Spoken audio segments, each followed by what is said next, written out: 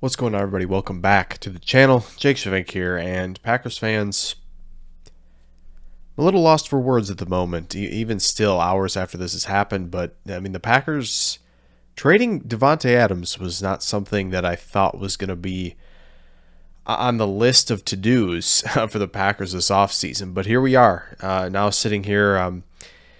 It felt like everything was trending in the positive direction with Rodgers and Adams both back, but I guess the biggest thing to take away initially here, and we'll kind of go through the initial stuff, and then I'll kind of get into Adams in a second. But the initial thing here is really the cap is real, at least to a degree.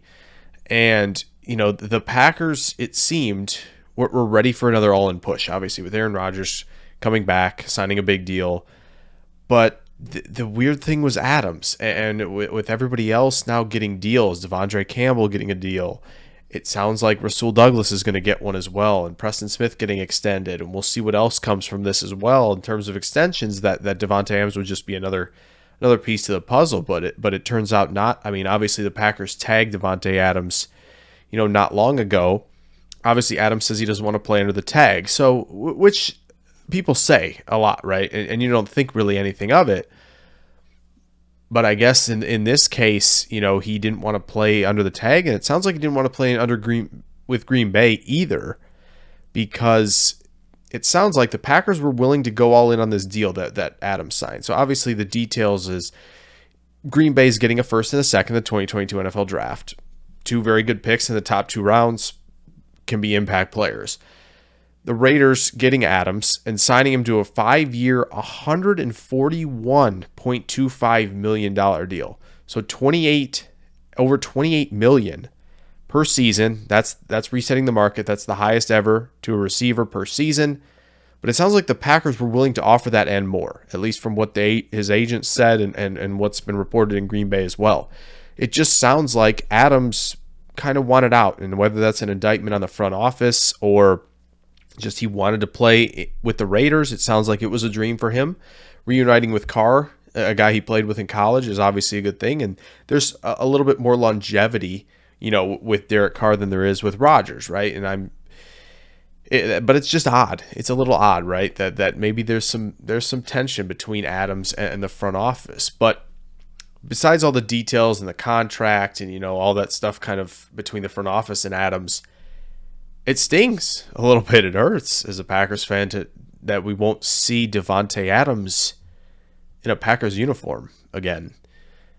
And it's crazy, and I think it just shows that I feel like definitely like I had anger at the beginning, when this came out, like a Michael Scott, I declare bankruptcy. It was more like I declare anger with me. But like ultimately, Davante Adams, it was awesome to see what he did in Green Bay. From second-round pick who, made some big plays for them in that 2014 season as a rookie, most notably the 3rd and 15 against Dallas where he scored in that playoff game, to the struggles with the drop. For him to keep battling and turn into this elite receiver that we see today is downright incredible. It's awesome. And I really think he is the best receiver I've seen play in Green Bay. And from everything the journalists have said and coaches and teammates, consummate professional, awesome dude. It's just going to stink to not see him in green and gold again. But beyond that reaction, I think is just, okay, after settling down a little bit and just gathering thoughts, there's a clear plan here. And I think the Packers, even though they offered money, they were clearly okay with the idea of moving on from Adams because they had Rodgers in house, because they're going to get Campbell and Rasul Douglas. It sounds like Rasul Douglas back for the foreseeable future. They've got Preston Smith and Gary, right? The trio of corners, like I said, mentioned Douglas with Stokes and Alexander. They're back. The safeties look good. This roster is still a good roster, right? But there was just so much to maneuver around in terms of contracts because they pushed all this money to this point to make this window happen from 19 to 21. They didn't get it done, but we're still going to roll with Rodgers here. And I think it's a move that the Packers, it's a savvy move. It is.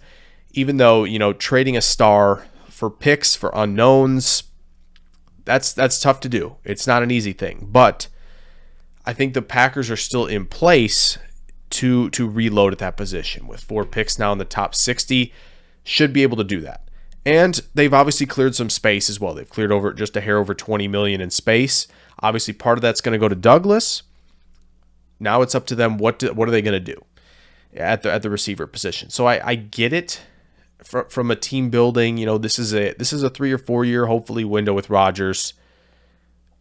Just throw more receivers into the room, and hopefully you get production there, you get trust there that gains pretty quickly, and you hopefully can find a way after all these years to get another Lombardi trophy with Rodgers and company running the show. So we'll see how everything works out. But yeah, I think overall the reaction was really negative at first, but understanding the move and just reminiscing a little bit to what Adams brought. So I'm excited to see what Green Bay does with all those picks as somebody who loves the draft. So we'll obviously be covering that a lot here, what they'll do.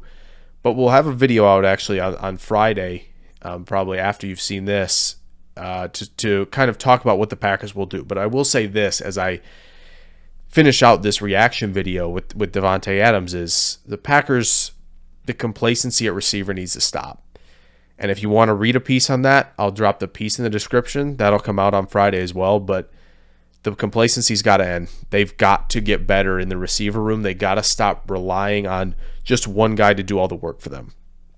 They need to have multiple impact players who can win on their own and be good enough to obviously excel in the concepts that they run on offense and the scheme that the LaFleur is putting together. So we'll see how they address that, and I'll get to that in the next video. But yeah, this was just thoughts on Davante Adams and how awesome it was to have him in Green Bay, and wish him all the best of luck in Vegas. So if you guys enjoyed this video, maybe drop a like. Subscribe if you're new. If you're interested in the Packers in the NFL draft, this is the place to be.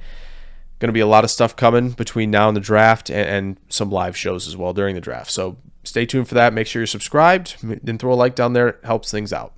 I'll see you guys in the next video. Farewell.